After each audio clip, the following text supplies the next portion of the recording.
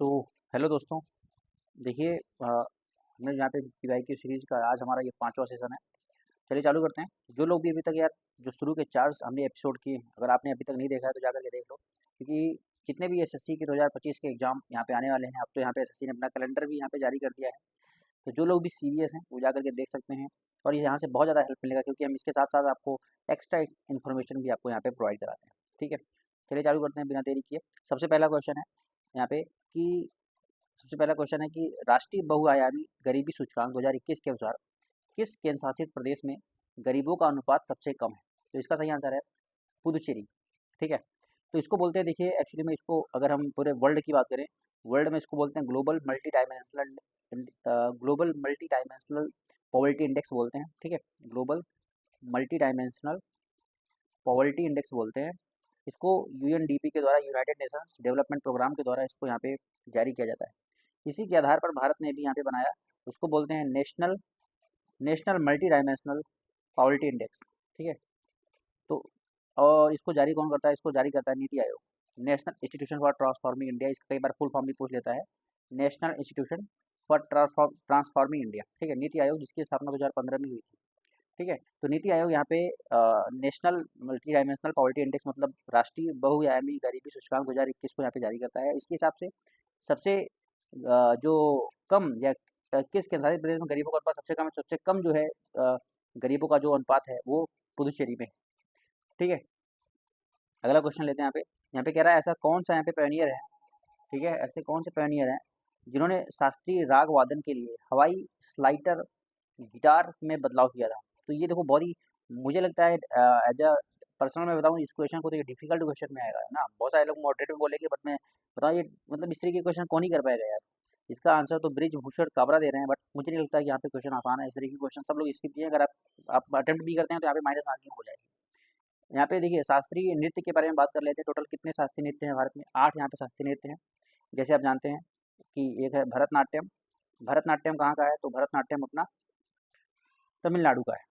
ठीक है, भरतनाट्यम तमिलनाडु का हो गया। उसके बाद आप देखेंगे सतरिया, हमने कई बार आपको बताया है, सतरिया कहाँ का है? तो सतरिया अपना असम का है। ठीक है, ऐसे आप जानते हैं कथकली कहाँ का है? कथकली जो है वो केरल का है। ठीक है, कथकली। और उसके बाद मोहिनी अट्टम अगर आपसे पूछे तो मोहिनी अट्टम भी केरल का है।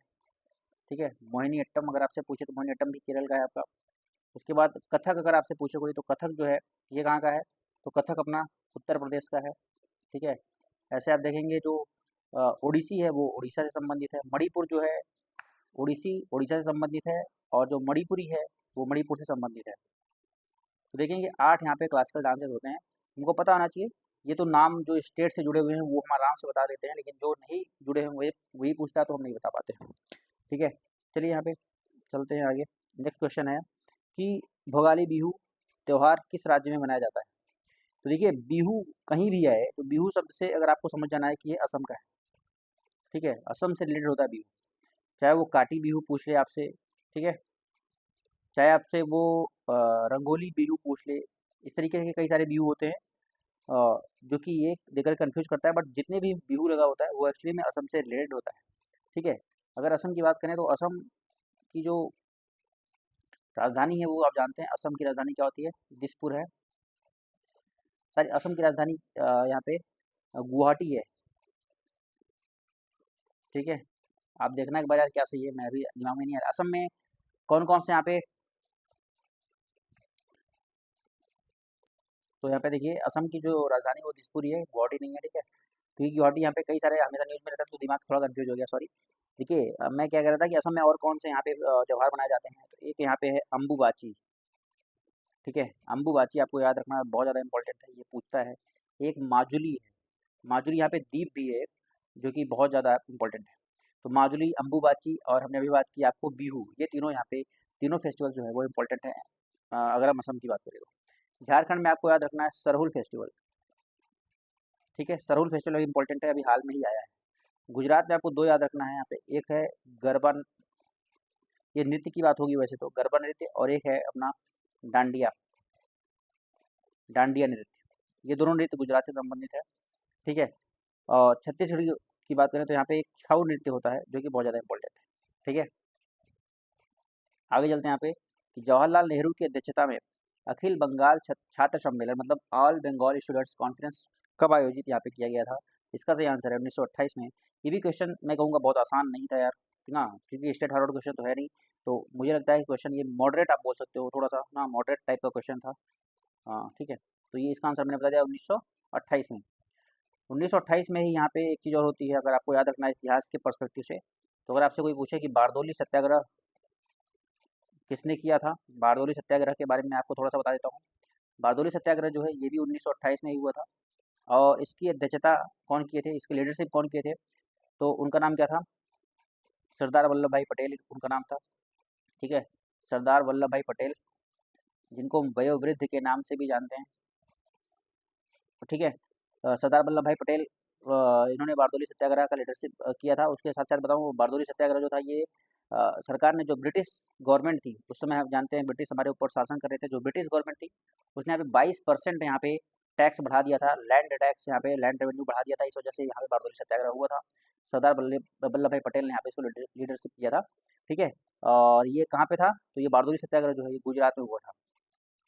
ठीक है, आपको याद रखना है। तो ये चीज़ 1928 संबंधित बातें हो गई।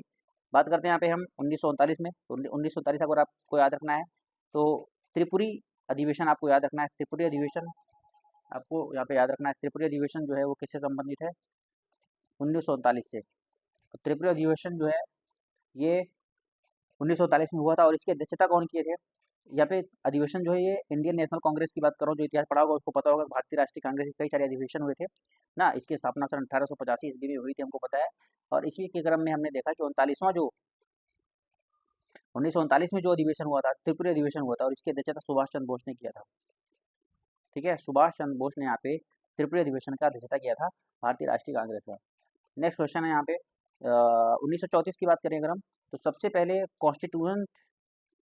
कॉन्स्टिट्यूएंट असेंबली की अगर किसी ने मांग की थी तो आपको बताना है कौन किया था, बता सकते हैं? एम एन रॉय ने किया था। ठीक है, एम एन रॉय ने सबसे पहले कॉन्स्टिट्यूएंट असेंबली मतलब संविधान सभा की मांग की थी, और वो किस सन में किया था? तो 1934 में किया था। ठीक है, 1920 की बात अगर करें हम, तो 1920 में आपको एक बात याद रखनी है। 1920 में जो है, पहली बात तो all India trade union Congress की स्थापना हुई थी। All India trade union Congress की स्थापना हुई थी। ठीक है, जिससे कौन जुड़े थे आपको बताना है? लाला लाजपत राय जुड़े थे। लाला लाजपत राय जुड़े थे 1920 में। ही आपको एक घटना और याद रखनी है, 1920 से लेकर के 1920 और 22 के बीच में यहाँ पे क्या हुआ था? असहयोग आंदोलन चलाया गया था। ठीक है, असहयोग आंदोलन मतलब इसी को हम बोलते हैं नॉन कोऑपरेशन मूवमेंट, मतलब एनसीएम, नॉन कोऑपरेशन मूवमेंट, असहयोग आंदोलन 1920 से लेकर के 1922 तक यहाँ पे चलाया गया था। नेक्स्ट क्वेश्चन लेते हैं। कह रहा है 1824 का जो रमोशी विद्रोह था वो भारत के किस वर्तमान राज्य में हुआ था? तो ये महाराष्ट्र में हुआ था। ठीक है, महाराष्ट्र में यहाँ पे ये हुआ था। ठीक है, बात करते हैं कुछ और विद्रोह की यहाँ पे, जैसे अगर आपको याद रखना है तो यहाँ पे कोल विद्रोह हुआ था। कोल विद्रोह कब हुआ था? तो 1831 से 32 में हुआ था। 1831 से 32 के बीच में हुआ था। और ये कहाँ पे हुआ था? तो इसको यहाँ पे कोल जनजातियों के द्वारा किया गया था, और छोटा नागपुर प्लेटू जो था, छोटा नागपुर पठार वाले एरिया में ये हुआ था। छोटा नागपुर जो एरिया है भारत का, वहाँ पे ये हुआ था। तो कोल विद्रोह यहाँ पे इंपॉर्टेंट है। दूसरा विद्रोह अगर आपको याद रखना है तो पाइका विद्रोह एक होता है, ये भी इंपॉर्टेंट है। पाइका विद्रोह कब हुआ था? तो ये 1817 में हुआ था। ठीक है, और इसको ये लीडरशिप कौन किए थे इसका? तो उसका लीडरशिप किए थे बक्सी जगन बंधु किए थे यहाँ पे। ठीक है, आपको याद रखना है बक्सी जगन बंधु यहाँ पे पाइका विद्रोह को यहाँ पे इसका क्या किए थे? लीडरशिप किए थे। पाइका हो गया, कोल हो गया, रमोशी आपको पता ही है। ठीक है, ऐसे ही सन्यासी भी बहुत ज़्यादा इंपॉर्टेंट था। अगर आपको सन्यासी याद रखना है तो सन्यासी भी याद रख सकते हैं। सन्यासी विद्रोह, जो सन्यासी विद्रोह था ये कब से कब तक? 1763 से लेकर के 1800 तक, 1800 के बीच में सन्यासी विद्रोह हुआ था। ठीक है, ये क्या था? ये यहाँ पे सबसे पहले सबसे ज़्यादा इंपॉर्टेंट क्या है कि यहाँ पे हिंदू और मुस्लिम यहाँ पे बराबर भाग लिए थे इस विद्रोह में, ये इस वजह से ज़्यादा फेमस है सन्यासी विद्रोह। ठीक है, और अगर बात करें हम आगे, तो चलिए इतना आपको याद रखना है। आगे चलते हैं, अगला क्वेश्चन लेते हैं, नहीं तो वीडियो लंबा हो जाता है यार। नेक्स्ट क्वेश्चन लेते हैं यहाँ पे। नेक्स्ट क्वेश्चन है कि अक्टूबर 2023 में महाराष्ट्र सरकार ने नांदेड़ में 38 मरीजों की मौत के बाद अपनी चिकित्सक प्रणाली में सुधार के लिए कौन सी स्कीम चलाई थी? तो ये विजन 2035 चलाई थी। तो ये तो इजी क्वेश्चन है, मैं कहूँगा अगर आप करंट अफेयर कंटिन्यूसली पढ़ रहे हैं तो ये आराम से कर सकते थे, इस तरीके कोई भी यहाँ पे कर सकते हैं। नेक्स्ट क्वेश्चन है कि 2023 में भारत में इंटर कॉन्टिनेंटल कप प्रतियोगिता में कौन सा संस्करण होगा। तो ये आपको क्या बताता है, पीवाईक्यू देखने से, ये क्वेश्चन देखने से आपको ये पता लगता है कि कोई भी चीज़, जैसे अभी बीमस्टेक की सबमिट हुई, मैंने आपको बताया भी था, बीमस्टेक की जो सबमिट हुई है, आपसे पूछ सकता है कि यहाँ पे बीमस्टेक की कौन सी सबमिट थी। जैसे हम जानते हैं 6th सबमिट हुई थी, कहाँ हुई थी, तो मैं बीमस्टेक में ये सबमिट 6वीं सबमिट जो हुई थी वो थाईलैंड में हुई थी ना। तो इस तरीके से हमको यहाँ पे पता होना चाहिए। अगली बीमस्टेक की मीटिंग कौन, बीमस्टेक की अध्यक्षता कौन कर रहा है, तो वो बांग्लादेश कर रहा है। ये सारी इन्फॉर्मेशन हमको पता होना चाहिए। तो इस तरीके से यहाँ पे हमको पता होना चाहिए, कोई भी मीटिंग होती है, कोई भी यहाँ पे किसी भी ऑर्गेनाइजेशन का यहाँ पे बैठक होती है, तो हमको पता होना चाहिए कौन सा संस्करण कहाँ पे हो रहा है, उसके बारे में थोड़ा सा ना, और उसके यहाँ पे अध्यक्षता कौन किया है। तो इस वजह से ये क्वेश्चन देखने से हमको ये पता चलता है कि चीज़ इंपॉर्टेंट है, इसका आंसर क्या हो जाएगा। तो ये तीसरा था 2023 में, ठीक है। ये हमारे लिए अभी इंपॉर्टेंट है नहीं, कि इस वजह से ज़्यादा फोकस नहीं करते हैं। नेक्स्ट क्वेश्चन है कि किस अभिनेता की आत्मकथा का शीर्षक the substance and the shadow and autobiography है, किसकी है ये, तो ये दिलीप कुमार की है। तो ये इस तरीके के क्वेश्चन भी यार आते हैं, ठीक है। देखिए, अगर आपको पूछे कोई ऋषि कपूर की यहाँ पे ऑटोबायोग्राफी का नाम, तो आपको बताना खुल्लम खुल्ला, आपको याद रखना है खुल्लम खुल्ला, क्योंकि इस तरीके से क्वेश्चन पूछ सकता है वो। खुल्लम खुल्ला, और इसको लिखा कौन है, इसको मीना अय्यर ने लिखा है, आपको याद रखना है। मीना अय्यर और ऋषि कपूर दोनों लोगों ने मिल करके यहाँ पे खुल्लम खुल्ला को लिखा था। तो ये आपको ऋषि कपूर के बारे में याद कर लेना है, ठीक है। सॉरी यार, ये कहाँ भूल गया, एक मिनट भाई। नेक्स्ट क्वेश्चन लेते हैं यहाँ पे।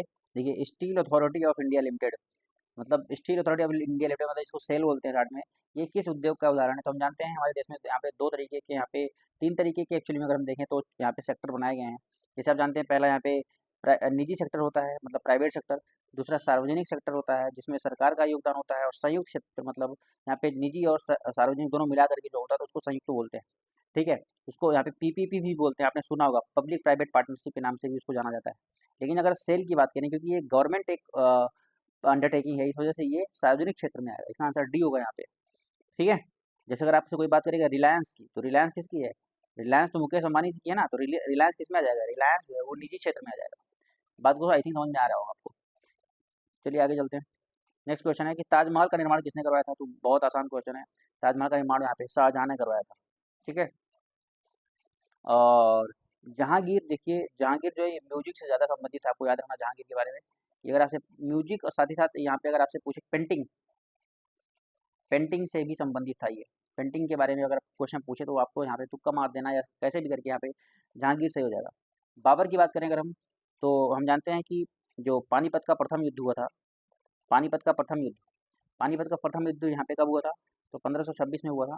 किसके किसके बीच में हुआ था, तो बाबर और इब्राहिम लोदी के बीच में हुआ था।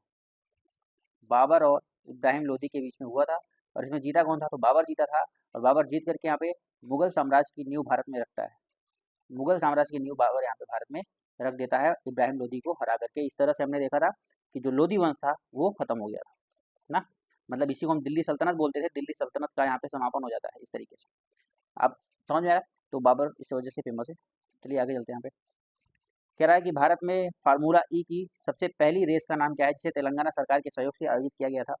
तो ये तो बहुत ही एकदम आसान क्वेश्चन था। देखिए, अगर ये बेंगलुरु यहाँ पे है, जबकि यहाँ पे क्वेश्चन में दिया कि तेलंगाना सरकार ने चालू किया है, तो बेंगलुरु यहाँ पे सही नहीं होगा। दूसरे में यहाँ पे बुद्धा सीक्रेट, तो ये हो सकता था, लेकिन यहाँ पे जब तीसरे में आपको हैदराबाद दिया गया है, और तेलंगाना हम जानते हैं कि जो है तेलंगाना की राजधानी जो है हैदराबाद है, तो जिसको इतना भी पता होगा उस हिसाब से अगर वो मारेगा, तभी यहाँ पे सी सही हो जाएगा। ये तो मुंबई है, तो डी तो बिल्कुल नहीं होगा। आई थिंक आपको समझ में आया होगा कैसे यहाँ पे क्वेश्चन को अटेम्प्ट करना है। नेक्स्ट क्वेश्चन लेते हैं। कह रहा है कि किस शताब्दी के दौरान बौद्ध तीर्थयात्री और विद्वानों ने ऐतिहासिक सिल्क रूट पर चीन की यात्रा की थी। तो ये पहली, दूसरी और तीसरी शताब्दी ईस्वी में यहाँ पे ये यात्रा की थी। ये क्वेश्चन मैं थोड़ा सा डिफिकल्ट मानूंगा वैसे तो, हालांकि जो बहुत अच्छे से पढ़ा है उसके लिए डिफिकल्ट नहीं है, बट है थोड़ा सा यार, क्योंकि ये बात करें अगर बौद्ध तीर्थयात्री जो थे, ये चीज़ें एंशियंट में आ जाती हैं। और एंशियंट में जो टाइम लाइन है उसको याद करना थोड़ा सा मुश्किल होता है, हालांकि अगर आप याद करते हैं तो याद हो जाती है चीज़ें, इतना भी डिफिकल्ट नहीं होती। नेक्स्ट क्वेश्चन लेते हैं। यहाँ पे कह रहा है कि हड़प्पा नगर नियोजन, हड़प्पा नगर नियोजन के बारे में कौन सा कथन सही है। तो यहाँ पे सबसे पहले मैं आपको बता दूं कि जो हड़प्पा सभ्यता थी, हड़प्पा सभ्यता की आपको कुछ विशेषताएं पता होनी चाहिए। हड़प्पा सभ्यता में हमें ग्रिड कनेक्शन था, ग्रिड कनेक्शन था। ग्रिड कनेक्शन का मतलब समझते हैं आप, कि जो रोड थे वो रोड इस तरीके से गए थे, मतलब एक दूसरे से 90 डिग्री का एंगल बनाते थे, ठीक है। और क्या चीज़ें आपको याद रखनी है, यहाँ पे सिटेडल होता था, सिटेडल भी होता था। सिटेडल का मतलब होता है कि जैसे अगर ये एरिया है, तो यहाँ पे एक ऊंचा सा एरिया बनाया जाता था जहाँ पे रूलिंग क्लास रहती थी। रूलिंग क्लास मतलब राजा, और यहाँ पे छोटे छोटे बने रहते थे ऐसे इस तरीके के कमरे, जिसमें छोटे लोग रहते थे, मतलब आप कह सकते हो कि जो वर्किंग क्लास होती थी वो यहाँ पे रहती थी। ठीक है, इस तरीके से अगर हड़प्पा सभ्यता की बात करें हम, तो हड़प्पा हड़प्पा जो हड़प्पा यहाँ पे ये तो नगर नियोजन है। हड़प्पा अगर साइट की बात करें, इसकी खोज कौन कराया था, तो हम जानते हैं इसको खोज कौन कराया था, दयाराम साहनी ने कराया था। दयाराम साहनी ने कराया था। और किस सन में कराया था, तो 1921 में कराया था। ऐसा ही हड़प्पा सभ्यता से संबंधित एक और साइट है जिसका नाम है मोहनजोदड़ो। मोहनजोदड़ो आपने नाम सुना होगा। जो मोहनजोदड़ो है ये किस किस के लिए फेमस है, तो हम जानते हैं ग्रेट बाथ हम जानते हैं यहाँ पे मिला है। ठीक है, स्नानागार जिसको बोलते हैं आप। ठीक है, और मोहनजोदड़ो को यहाँ पे जो इवैक्यूएशन या बोल सकते हो कि यहाँ पे जो खनन प्रक्रिया थी कौन कराया था, तो वो थे राखल दास बनर्जी ने कराया था इसको। राखल दास बनर्जी ने कराया था मोहनजोदड़ो की यहाँ पे खुदाई, राखल दास बनर्जी ने कराया था। ठीक है, राखल दास बनर्जी ने 1922 में कराया था। तो अगर आपसे पूछे कि हड़प्पा जो सभ्यता थी, हड़प्पा सभ्यता में जो हड़प्पा स्थल था, जो कि पंजाब में, सॉरी इसमें पंजाब वहाँ पे आप कह सकते हो कि भी पाकिस्तान में है। ठीक है, तो इसकी खुदाई जो है वो मतलब दयाराम साहनी ने करवाया था 1921 में। और मोहनजोदड़ो की जो खनन प्रक्रिया थी वो यहाँ पे राखल दास बनर्जी ने 1922 ईस्वी में कराया था। ठीक है, तो एक क्वेश्चन लेते हैं यहाँ पे। हड़प्पा सभ्यता प्रत्येक नगर में एक सिटाडेल होता था, गढ़ नहीं, हर में नहीं होता था, यहाँ पे दो में आपने देखा। ये हड़प्पा में भी आपको मिलेगा, हड़प्पा में भी मिल जाएगा, और हड़प्पा के साथ साथ आपको मोहनजोदड़ो में भी मिल जाएगा, बट और सब में मिलना थोड़ा सा मुश्किल है, सब में नहीं मिलेगा। ठीक है, प्रत्येक नगर में मंदिर होता था, तो ये स्टेटमेंट सही है। हर नगर में यहाँ पे आपको मिलेगा एक मंदिर, और हर इमारत जो है वो सैंडस्टोन से साथ ही साथ ब्रिक से बनी होती थी, पक्की ईंटों से भी मिल करके बनी थी। तो कल अगर सैंडस्टोन की जगह ब्रिक आ जाए तब भी सही है, इसका मतलब ए इसका एकदम सही आंसर है। ठीक है, नेक्स्ट क्वेश्चन लेते हैं यहाँ पे। नेक्स्ट क्वेश्चन है कि सितंबर 2023 में 9वें ब्रिक्स संसदीय मंच ब्रिक्स पार्लियामेंट्री फोरम में भाग लेने के लिए संसदीय प्रतिनिधिमंडल का नेतृत्व निम्नलिखित में से किसने किया था, तो इसका आंसर है हरिवंश नारायण सिंह। हरिवंश नारायण सिंह ने किया था। ठीक है, नितिन गडकरी की बात करें अगर हम, नितिन गडकरी इस समय क्या है, तो ये हमारे इस समय मिनिस्टर ऑफ ट्रांसपोर्टेशन है, परिवहन मंत्री आप बोल सकते हो ना, परिवहन मंत्री है यहाँ पे नितिन गडकरी।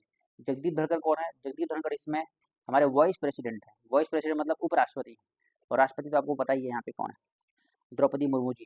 ठीक है, नेक्स्ट क्वेश्चन लेते हैं यहाँ पे। कह रहा है भारतीय संविधान के अनुच्छेद 51, देखिए अभी तक मैं आई थिंक ये 5वां एपिसोड है, और हर एपिसोड में आपको मौलिक कर्तव्य से संबंधित, अगर जो रेगुलरली देख रहा होगा उसको हर एक एपिसोड में यहाँ पे मौलिक कर्तव्य से क्वेश्चन मिला है। तो ये होता है जिसका पहले शिफ्ट में क्वेश्चन हो जाता है, और मतलब पेपर हो जाता है, उसको यहाँ पे थोड़ा फायदा मिलता है। ये चीज़ यहाँ पे क्लियरिफाई कर रही है ना। तो जैसे मैं हर बार बताता हूँ आपको, अभी भी यही बताऊंगा, जो मौलिक कर्तव्य है, ये खास करके मौलिक कर्तव्य कितने हैं टोटल, आपको पता है ना, मौलिक कर्तव्य टोटल यहाँ पे 11 मौलिक कर्तव्य हैं।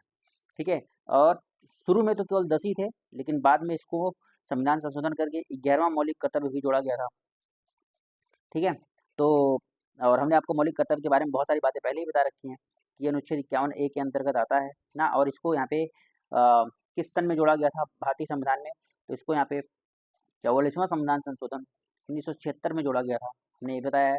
और आपको एक बार और मैंने बताइए कि ये एक समिति की सिफारिश पर जोड़ा गया था, उसका नाम था स्वर्ण सिंह समिति, स्वर्ण सिंह समिति यहाँ पे। ठीक है, ठीक है, अगर आपसे पूछा जाए कि मौलिक कर्तव्य किस देश से लिया गया है, तो आपको ये बात बतानी है कमेंट में। ऐसे ही अगर आपसे पूछा जाए डीपीएसपी किस देश से लिया गया है, डीपीएसपी मतलब directive principles of state policy, मतलब राज्य के नीति निर्देशक तत्व जो है वो किस राज्य से किस देश से लिया गया है, तो हम जानते हैं कि पहली बात तो डीपीएसपी जो है वो भाग 4 में है। ठीक है, भाग 4 में है ये, और अनुच्छेद 36 से लेकर के 51 तक अगर आपसे पूछा जाए तो किससे संबंधित है, डीपीएसपी से संबंधित है, राज्य के नीति निर्देशक तत्वों से संबंधित है। और डीपीएसपी जो है अगर किस देश से लिया गया है ये बात पूछी जाए तो ये आयरलैंड से लिया गया है, सॉरी आयरलैंड से लिया गया है। ठीक है, ये आयरलैंड से लिया गया है। चलिए आगे चलते हैं यहाँ पे। तो यहाँ पे क्वेश्चन क्या था कि भारतीय संविधान के अनुच्छेद 51 के अनुसार मौलिक कर्तव्य जो एच है, मानववाद और ज्ञानार्जन सुधार की भावना को विकसित करना है। तो अगर आप 11 को ध्यान से पढ़ेंगे तो यहाँ पे ये सांस्कृतिक दृष्टिकोण आपको देखने को नहीं मिलेगा, धार्मिक नहीं, समाजशास्त्री नहीं, आपको वैज्ञानिक दृष्टिकोण ही मिलेगा देखने, इस वजह से यहाँ पे डी एकदम सही आंसर है। कह रहा है सूक्ष्म वित्त मतलब माइक्रो फाइनेंस के संदर्भ में जो SHG है, इसमें एस क्या दर्शाता है, SHG का फुल फॉर्म हम पढ़ते रहते हैं यार, self help group, self help group ना, मतलब कोई भी चीज़ हम स्टार्ट करते हैं, कई सारे लोग मिल करके जब करते हैं तो उसको हम सेल्फ हेल्प ग्रुप बोलते हैं। तो ये एस यहाँ पे इसका यहाँ पे सही आंसर हो जाएगा, बी इसका एकदम सही आंसर हो जाएगा। ठीक है, नेक्स्ट क्वेश्चन लेते हैं कि आर्यों का सबसे प्रिय देवता कौन था, तो आर्यों का सबसे प्रिय देवता जो था वो इंद्र थे। पशुपतिनाथ आपको यहाँ पे हड़प्पा सभ्यता में मिलेंगे, ठीक है, हड़प्पा में मिलेंगे, खास करके मोहनजोदड़ो में। हड़प्पा सभ्यता में भी किस साइट पे मिलेंगे पशुपतिनाथ? तो ये एक मेल डेटी थे जो पशुपतिनाथ थे। पशुपतिनाथ सील यहाँ पे जो थी वो एक मेल मतलब मेल गॉड थे, आप बोल सकते हो मेल गॉड थे। और ये कहाँ पे मिले हैं? तो ये मोहनजोदड़ो में आपको दिखेंगे, मोहनजोदड़ो, ठीक है। नेक्स्ट क्वेश्चन लेते हैं यहाँ पे। कह रहा है कि जो कवल वन्यजीव अभ्यारण्य है ये किस राज्य में है? तो कवल जो है वो तेलंगाना में है। तेलंगाना की राजधानी ये भी हमने बताया था आपको अमरावती है, ठीक है। और यहाँ पे उड़ीसा की अगर आप बात करें तो सिमलीपाल नेशनल पार्क अगर आपसे पूछे कोई कहाँ पे है, सिमलीपाल नेशनल पार्क जो है वो यहाँ पे कहाँ पे है? तो उड़ीसा में है, ठीक है। महाराष्ट्र में कौन कौन सा है? तो आपको याद रखना है, एक है वंसदा, वंसदा, ठीक है। और आपको आप कई सारे देखेंगे वंसदा और इस तरीके के। गुजरात में आपको यहाँ पे गिर देखने को मिल जाएगा, गिर राष्ट्रीय उद्यान। ब्लैक बक आपको देखने को मिल जाएगा गुजरात में, ब्लैक बक, गिर, ये सब आपको यहाँ पे गुजरात में देखने को मिल जाएंगे, ठीक है। आगे चलते हैं कि प्रसिद्ध कलाकार जो है सितारा देवी, रोहिणी भाटे, पंडित मुन्नालाल शुक्ला, कुमुदनी लाखिया। देखिए ये नाम मैं आपको अभी पिछली वाले एपिसोड में भी पढ़ाया था और ये बहुत ज़्यादा इंपॉर्टेंट है क्योंकि 2025 की बात करें अगर हम, तो 2025 में इनको पद्म विभूषण से सम्मानित किया गया है, ठीक है। पद्म विभूषण से सम्मानित इनको किया गया है कुमुदनी लाखिया को। और दूसरी चीज़ ये है कि ये इनकी मृत्यु भी हो चुकी है, हाँ, इनकी डेथ भी हो चुकी है। और तो ये चीज़ आपको इंपॉर्टेंट है, कुमुदनी लाखिया जो है उनकी डेथ हो चुकी है, उनको 2025 में क्या मिला है? पद्म विभूषण से सम्मानित किया गया है, ठीक है। आपसे पूछे तो ये कहाँ की हैं? तो आई थिंक ये गुजरात की हैं, एक बार आप क्रॉस वेरीफाई करिएगा, बट ये गुजरात की ही है। किससे संबंधित है? ये तो कथक से संबंधित है। ये सारे जितने हैं वैसे तो संबंधित है, लेकिन न्यूज में इसमें अगर मैं बात करूँ 2025 जो एग्जाम आने वाला है उसमें कौन सा इंपॉर्टेंट बनता है, तो वैसे आप सारा याद कर लो, कोई भी पूछ सकता है, बट कुमुदनी लाखिया ज़्यादा पूछने का चांस इस वजह से है क्योंकि कुमुदनी लाखिया जो है ये अभी न्यूज में है और इनकी डेथ होने के बाद इनको पद्म विभूषण से भी दिया गया था, ठीक है। रोहिणी भाटे ये सब यहाँ पे आपके कथक से संबंधित हैं, ठीक है। वैसे मैं आपको बताया था उस दिन जो शारदा सिन्हा है, शारदा सिन्हा, इनको भी आपको यहाँ पे पद्म विभूषण दिया गया था। शारदा सिन्हा किस स्टेट से हैं? मैंने बताया था आपको ये बिहार से हैं और इनको बिहार कोकिला के नाम से भी जाना जाता है, बिहार कोकिला के नाम से भी मैंने बताया था इनको जाना जाता है। तो ये सारे क्वेश्चन इंपॉर्टेंट है कि 2025 के एग्जाम में करंट अफेयर यहाँ यहीं से बनने के पूरे चांसेस हैं। नेक्स्ट क्वेश्चन है कि जो नदी विभाजन है जैसी प्रक्रिया पर्यावरण के लिए मूल्यवान स्थलाकृतियाँ बना सकती हैं। नदी विभाजन मतलब जैसे इस तरीके से नदी आ रही है और यहाँ पे क्या और नदी कई वार्डों में विभाजित हो जाती है और हम जानते हैं इसको क्या बोलते हैं, आप बताइए क्या बोलते हैं? इसको हम डेल्टा बोलते हैं, आपने पढ़ा होगा, इसको डेल्टा बोलते हैं ना। जब नदियाँ इस तरीके से कई भागों में बढ़ करके तब अपना पानी यहाँ पे समुद्र में गिराती हैं तो इसको डेल्टा बोलते हैं। और डेल्टा लगभग भारत में जितनी भी पूर्वी नदियाँ बहती हैं, पूर्वी मतलब जैसे गंगा, यमुना, आप देखोगे इधर कावेरी, कृष्णा, गोदावरी, ये सारी नदियाँ डेल्टा बनाती हैं, ठीक है। तो क्या पूछ रहा है क्वेश्चन कि नदी विभाजन मतलब नदी का इस तरीके से विभाजन हो जाए कई सारे भागों में, इस प्रक्रिया पर्यावरण के लिए मूल्यवान स्थलाकृतियाँ बना सकते हैं जो वनस्पति के विकास में सहायता करती हैं, ठीक है। बिल्कुल बस सही बात है। यहाँ पे जब पानी रुक रुक करके आता है तो यहाँ पे कई सारी वनस्पति उग आती है छोटी छोटी, ठीक है। तो ये कह रहा है कि ये किसका उदाहरण है? तो ये नदी डेल्टा का उदाहरण है, ये डेल्टा का उदाहरण है, ठीक है। नेक्स्ट क्वेश्चन लेते हैं यहाँ पे। कह रहा है कि मणिपुर शैली के किस भारतीय नर्तक नर्तकी ने 2014 में सांस्कृतिक सद्भाव के लिए टैगोर पुरस्कार जीता था? तो अब बताओ 2024 का ये पेपर है, अब बताओ 2014 मतलब 10 साल पुराना ये पूछ रहा है, कौन बता पाएगा भाई? इतना पुराना करंट अफेयर कौन याद रखता है? तो मुझे लगता है ये क्वेश्चन एकदम यू नो इसके आप स्किप कर सकते थे ऐसे क्वेश्चन को, मैं एकदम जो है स्ट्रेट फॉरवर्ड आपको बोल रहा हूँ। यहाँ पे इसका आंसर राजकुमार सिंह सिंह है वैसे तो, लेकिन कोई यहाँ पे ज़्यादा इंपॉर्टेंट मुझे नहीं लगता है। नेक्स्ट क्वेश्चन है गैर ध्रुवीय नॉन पोलर अणुओं में से क्या नहीं होता है? तो इंस्टेंटेनियस डाइपोल जो होता है वो नहीं होता है, मतलब तात्क्षणिक द्विध्रुवीय आघूर्ण इसमें नहीं होता है जो नॉन पोलर मॉलिक्यूल्स होते हैं उसमें, ठीक है। केमिस्ट्री का पार्ट है, केमिस्ट्री डिटेल में आप पढ़ेंगे तभी समझ में आएगा। कह रहा है ए और बी को सही ढंग से मिलान करिए आप।